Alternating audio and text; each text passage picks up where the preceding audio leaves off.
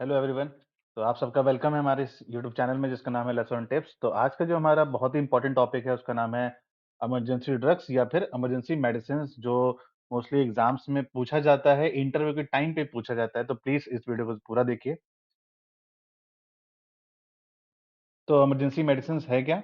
तो emergency medicines are medicines that are given immediately in life threatening situation to save the patient life. यानी कि एक emergency medicine एक ऐसी medicines है, ऐसी दवाइयाँ हैं जो कि हम क्या करते हैं, पेशेंट की लाइफ को बचाने का काम करती है। यानी कि पेशेंट को फेटल कंडीशन से या फिर उसकी डेथ ना हो जाए या कोई भी सीरियस इंजरी हुई है, सीरियस कोई सिचुएशन है जिसकी वजह से पेशेंट की जो लाइफ है वो फेटल कंडीशन में यानी कि डेंजरस सिचुएशन में जा सकती है।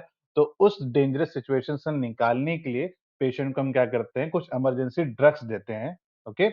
आगे they are usually kept in emergency trays, crash cart, ICU and emergency ward. ये जो इमरजेंसी इमरजेंसी ड्रग्स है ये हर वार्ड में नहीं होते हैं या यूँ कहें हर जगह ऐसे ही नहीं होते हैं। ये ज़्यादातर किसी पर्टिकुलर स्पेसिफिक कोई जगह पे होते हैं हॉस्पिटल के, जैसे कि इमरजेंसी ट्रेज़ में होती हैं, ओके, क्रैश कार्ट में होती हैं। आपने वार्ड में देखा होगा जो रिसेप्शन एरिया होता है, उस रिसेप्शन एरिया के पीछे साइड एक क्रैश कार्ट होता है जहाँ पे सारी इमरजेंसी मेडिसिन्स होती हैं, आईसीयूज़ में होती है और इमरजेंसी वार्ड्स में होती हैं। पर्पज़ क्या है इसका? पर्पज़ सिर्फ़ ऐसे ही यही है कि एक पेशेंट का हम जो ब्रीथिंग है उसको रिस्टोर कर सकें, ओके, दोबारा उसको हम सही कर सकें, रिहैबिलिटेट कर सकें। पेशेंट का जो हार्ट फंक्शन है जो स्टॉप होने के कगार में है या बंद होने के कगार में है या फिर वो डिसफंक्शन हो गया है तो उसको दोबारा रीस्टार्ट कर सके, फंक्शनेबल में ला सकें हम। नेक्स्ट है पेशेंट का जो ब्लड प्रेशर है वो काफ़ी डाउन हो गया है तो उसको मेंटेन कर सके, रेगुलेट कर सके। और इमरजेंसी ड्रग्स हम क्या कर सकते हैं, जो पेशेंट को बहुत सीवियर पेन हो रहा है, मॉडरेट पेन हो रहा हो या बहुत ज़्यादा सीवियर पेन है या फिर कोई एलर्जिक रिएक्शन हुआ है, तो उस कंडीशन से निकालने के लिए हम क्या करते हैं, पेशेंट को इमरजेंसी ड्रग्स देते हैं।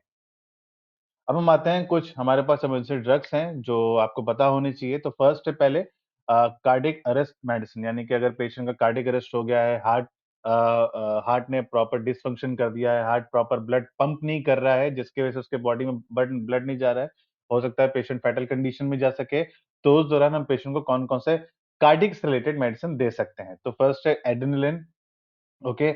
इसका जो यूज़ है वो एनाफिलाक्सिस रिएक्शन में देते हैं हम, कार्डियक अरेस्ट में देते हैं और सीवियर अस्थमा में देते हैं। यानी कि कॉमन एक यूजेस है, यूजेस बहुत हैं बट कुछ कॉमन यूजेस है इसके।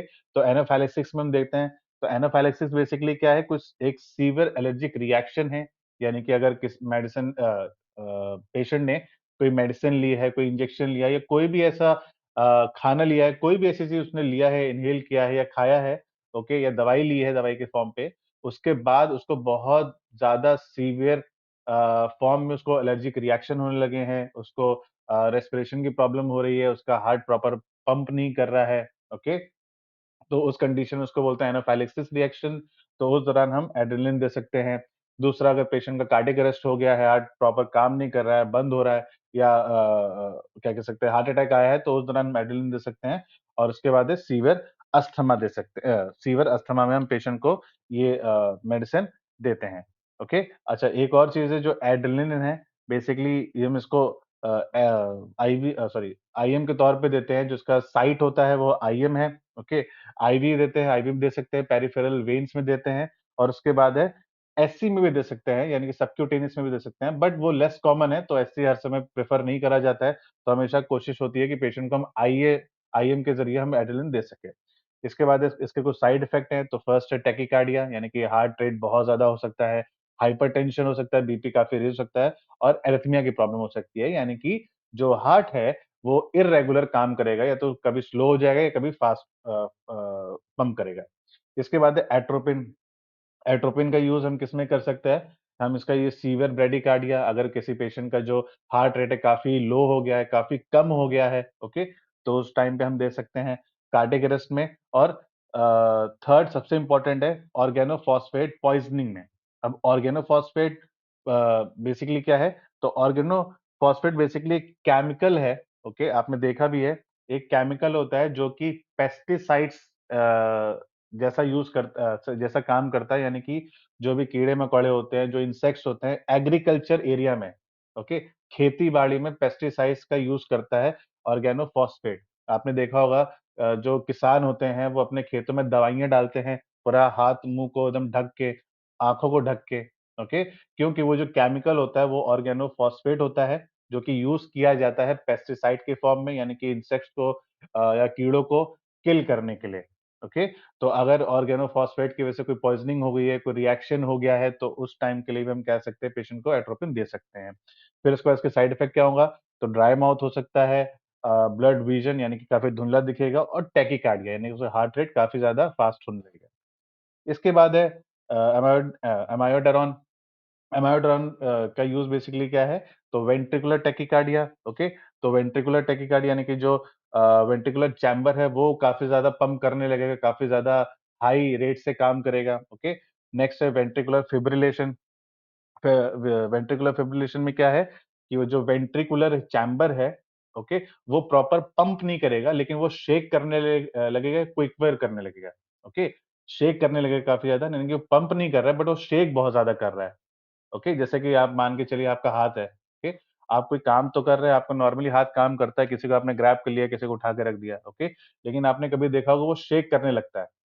ओके, आप जब कोई काम करना चाह रहे हो बट आपका हाथ काफ़ी ज़्यादा शेक करने लगता है, तो उसको भी एज़ अ एग्ज़ाम्पल बोल सकते हैं फिब्रिलेशन, ओके?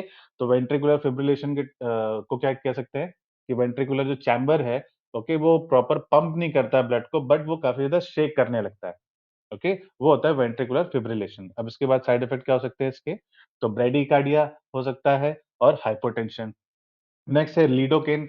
लिडोकेन का यूज़ किसके में यूज़ कर सकते हैं? वेंट्रिकुलर एरिथमिया में, यानी कि वेंट्रिकुलर चैम्बर क्या है, वो प्रॉपर काम नहीं करेगा, कभी फ़ास्ट, कभी स्लो काम करेगा, और अरिथमिया की प्रॉब्लम में, यानी कि जो पूरा हार्ट है, वो भी डिसफंक्शन, यानी कह सकते हैं या तो कभी स्लो जा रहा है, कभी फ़ास्ट हो जा रहा है, तो उस टाइम पे भी हम लिडोकेन दे सकते हैं, ओके?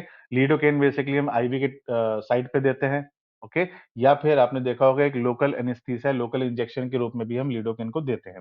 अब इसके साइड इफ़ेक्ट क्या हो सकते हैं? तो पेशेंट को सीज़र भी आ सकते हैं, और पेशेंट को या तो ब्रेडिकार्डिया की प्रॉब्लम हो सकती है। नेक्स्ट है सल्ब्यूटामॉल। सल्ब्यूटामॉल का हम यूज़ किसमें कर सकते हैं? एक्यूट अस्थमा में और COPD, okay? COPD chronic obstructive pulmonary disorder होता है, आपको पता है ये, ठीक है? तो इस टाइम पे भी हम क्या कर सकते हैं, सल्ब्यूटामॉल दे सकते हैं, और ये मेडिसिन आपकी है रेस्पिरेटरी मेडिसिन। इससे पहले जो 4 मेडिसिन हमने देखी वो थी कार्डियक इमरजेंसी मेडिसिन थी, और ये है रेस्पिरेशन मेडिसिन, यानी कि किसी को अगर रेस्पिरेशन की प्रॉब्लम है, सीवियर रेस्पिरेशन की प्रॉब्लम है, बहुत ज़्यादा अस्थमैटिक अटैक आया है, साँस नहीं आ रही बिल्कुल भी, ओके? तो उस टाइम पे हम पेशेंट को रिलीफ करने के लिए सल्ब्यूटामॉल देते हैं, ठीक है? और जो सल्ब्यूटामॉल है वो बेसिकली एक इन्हेलेशन के फॉर्म में देते हैं, ओके? या फिर उसको आईवी भी दे सकते हैं, लेकिन आईवी हम तभी देते हैं अगर इन्हेलेशन, जो सल्ब्यूटामॉल है, इन्हेलेशन के फॉर्म पे अवेलेबल नहीं है हॉस्पिटल में।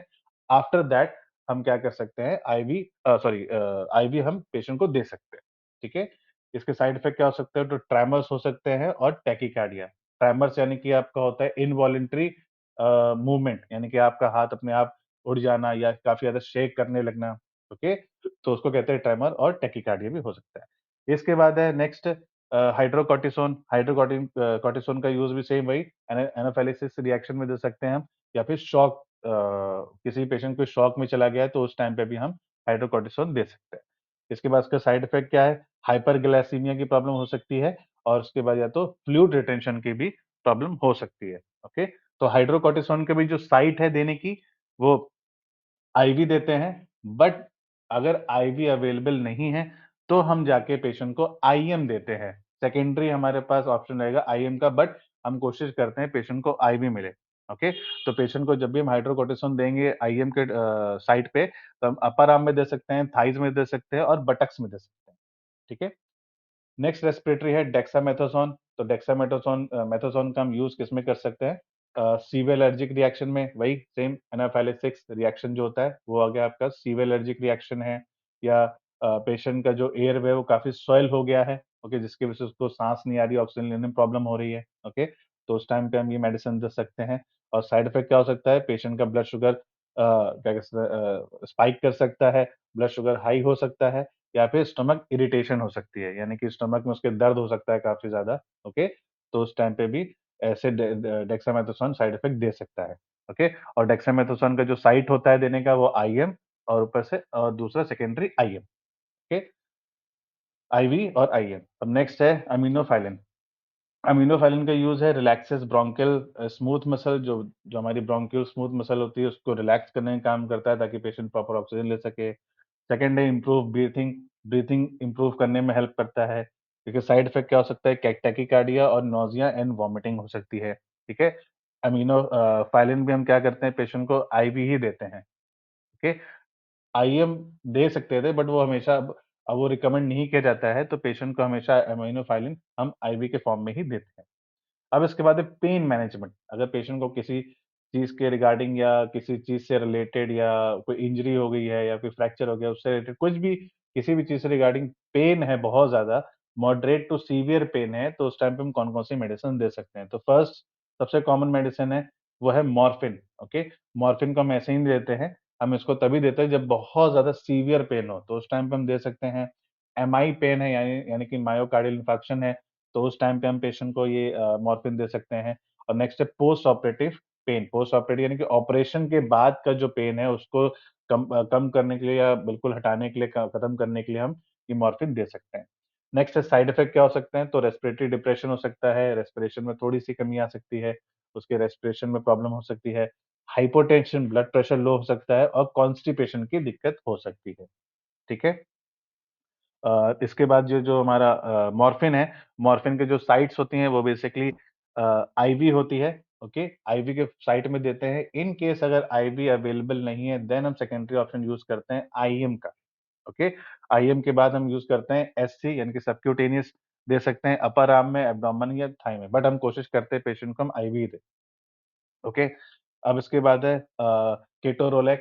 केटोरोलैक का यूज़ किसमें करते हैं हम? मॉडरेट टू सीवियर पेन में, पोस्ट ऑपरेटिव पेन में और रीनल कॉलिक पेन में। रीनल कॉलिक यानी कि यूरिनरी ट्रैक्ट में यूरिनरी ट्रैक्ट में दर्द हो रहा है, स्टोन की वजह से दर्द हो रहा हो, तो उसके लिए हम यूज़ करते हैं।